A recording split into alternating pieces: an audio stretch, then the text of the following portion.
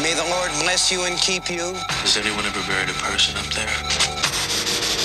Daddy's gonna do something really bad. Sometimes that is better. If it doesn't work, I'll just put him back.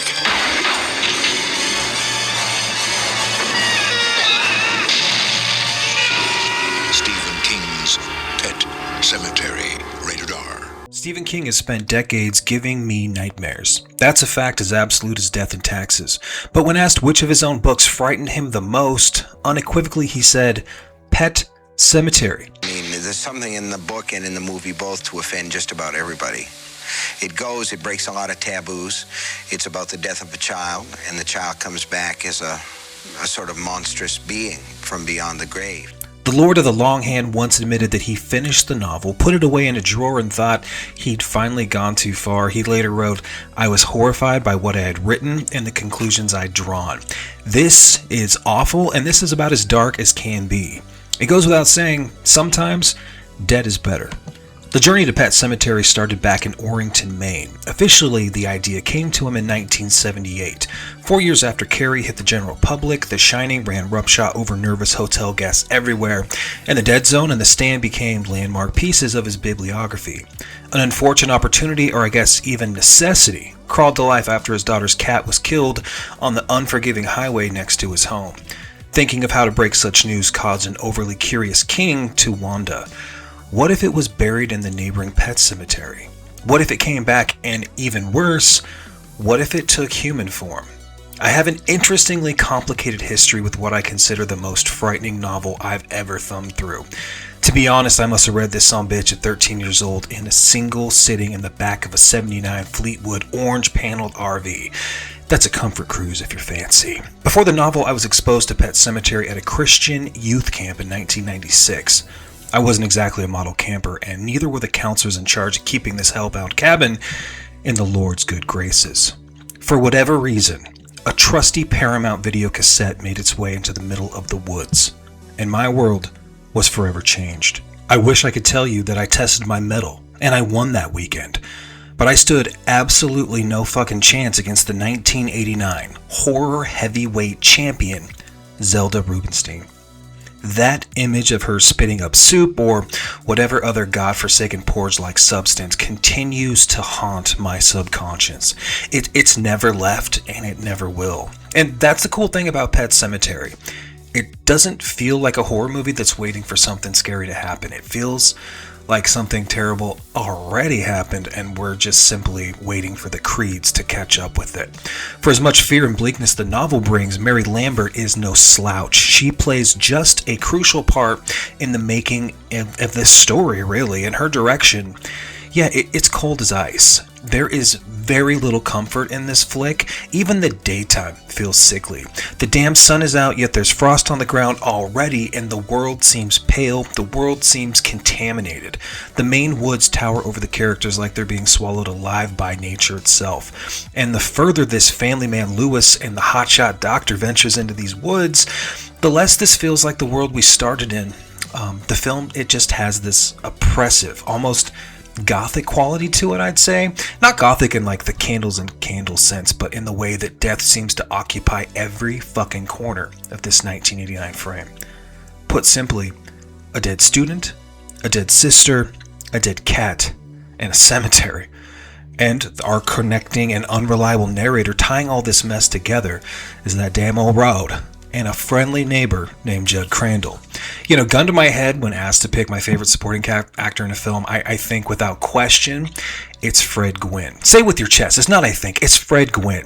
He seriously might be the most comforting looking man in the entire movie, which is exactly why he's so effective. The Big Mac overalls, the Chesterfield smokes, and 83 years of damning secrets. Judd is initially the exact kind of neighbor you want when you just moved into a strange house in Maine. He's warm, he's charismatic, he's funny, he's experienced, he knows the land. He knows its history, and he knows what lies beyond those woods, and he knows exactly what happens when you disturb what's buried up there. Need a beer? Need a glass? Good for you. Here's to you, and to your bones. Unfortunately for Louis Creed, Judd knows a whole lot fucking more than he's willing to tell him. Because buried underneath that folksy charm is probably the worst known secret to man. I mean, seriously, Judd knows what lies beyond the Pet Sematary. He knows about the Micmac burial ground. He knows what it can do. He knows that whatever comes back isn't the thing that you buried. Yet, despite knowing all this, he still walks Louis straight into it. He doesn't explain the supernatural like he's reading from some cue card or from some Life magazine. And when Judd unfurls that tale about Timmy Baterman, man, the hairs on the back of my neck stood up. When he starts talking about Baterman, this movie starts to introduce you to the power. It's no longer just a story about a cat that came back. Now, we haven't even talked about Church yet. That's kind of what sets up this whole thing, is Ellie's in love with Church, one of the coolest cats in existence with the glowing eyes, and Louis just wants to do the right thing by his family. But when Judd starts to talk about that tale, man, it's a story about a man who buries his son and then makes the unforgivable mistake of just really wanting him back. Timmy's Return is one of those stories that feels like it should belong around a campfire, except nobody in their right mind ever wants to hear about this around that said campfire, and definitely not in a fucking cabin in 1996. Judd isn't telling Louis how to defeat the dead. He's telling him what happens when that grief that you have becomes stronger than your own reasoning, your own moral background. But it's not all bad. We do have Victor Pascal, a corpse who appears before Louis before he's even had a chance to understand what the hell is happening. Day one, Victor Pascal, dead. Book it. Next. Pascal doesn't feel like a traditional ghost though in this film. He feels like an omen. He's battered, he's broken, he's impossible, but there's also something dreamlike about the way that he's going to move through the rest of this film, because Pet Sematary constantly operates between this weird realm, right between reality and nightmare. While being super bleak, it's also very garish, and it's also kind of whimsical in some spots with the music and the fall leaves and the changing of the seasons. Louis doesn't simply discover the burial ground, he's just drawn to it, like some sort of part of him already knows where he's going. You know, like death has been whispering him some directions and he is straight ahead. Eventually, though, the movie gives us the moment that changes everything. Gage. Look it. There's really no clever or kind way to soften this. Watching a child get killed in a movie is one thing. Watching a father lose his firstborn son in the most horrific way possible is a different thing altogether. It's a problem. It's a real problem in this film, and for new fathers like me especially watching this film, Pet Sematary was almost fucking unwatchable, and this is one of my favorite movies. It's in my top. I watch this movie all the time. This movie doesn't give Louis the kind of grief, though, that we expect to see in a lot of the horror. There isn't that acceptance. There's no beautiful final goodbye. There's just Gage and the flashbacks and the pictures of him and that ungodly scream that Louis lets out. It is pain. It is misery. And then there's a funeral. And, buddy, I mean, let's get into it. The funeral scene has got to be one of the top 10 most disturbing scenes ever captured that I've ever seen. I've watched a lot of fucked up movies, but I hate it, just pure and simple. It's beautiful in a way that it makes me hate it this bad. Just talking about it kind of hurts my feelings. It is so fucking real. It's just unbearable.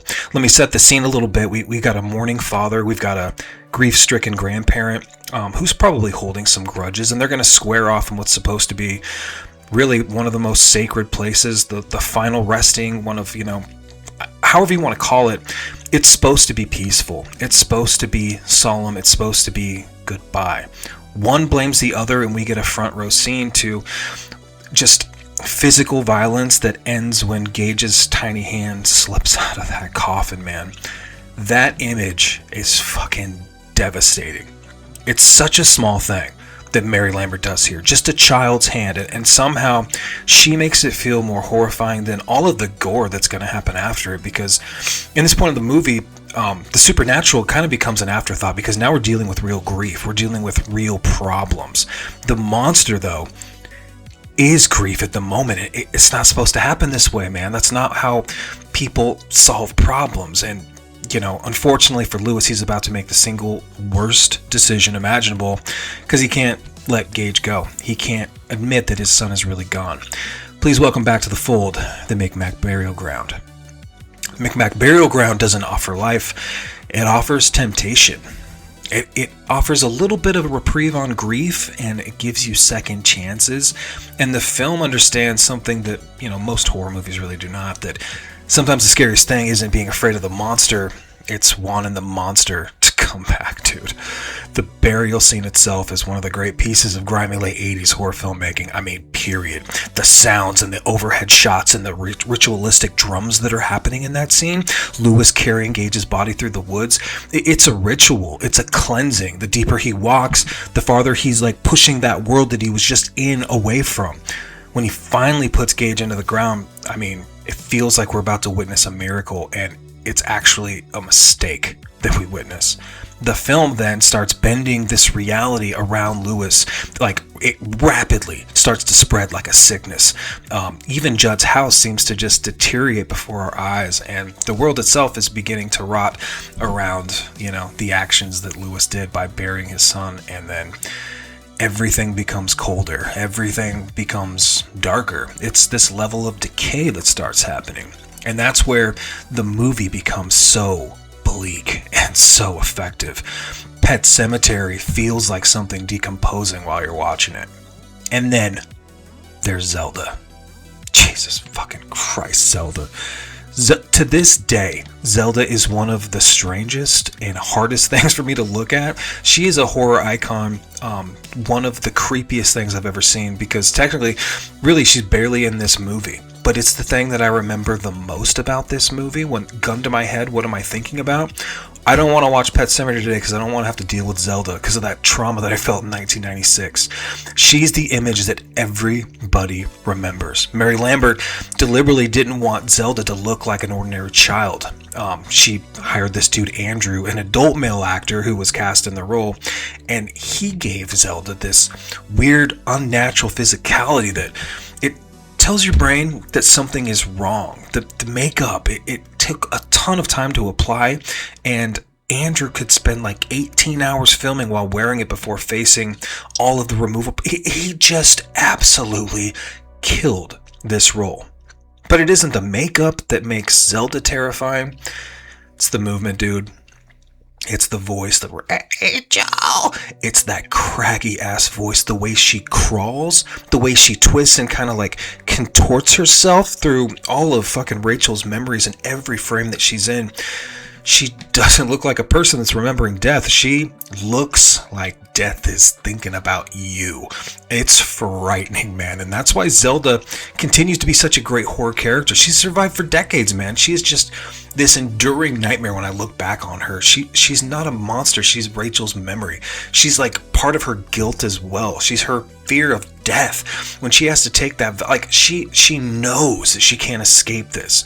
She's the image of a child who suffered horribly, and the little sister was. It's unfair. The movie makes something that looks human look like something that crawled right out of fucking hell, dude. And then, but luckily for us, the Ramones show up. The Ramones show up, and you would think that'd be completely fucking ridiculous, but it works. In the Rinko trucks, when the Ramones show up, we've obviously got Pet Sematary. We got great fucking music that kind of changes the tone and kind of like takes you off your balance a little bit. Stephen King was a huge Ramones fan, and yeah, we got Sheen as a punk rocker. We get the Pet Sematary. We get like this weird, kind of bizarre blasting to the story about death, grief, and coming to terms with resurrection. And Pet Sematary feels like that.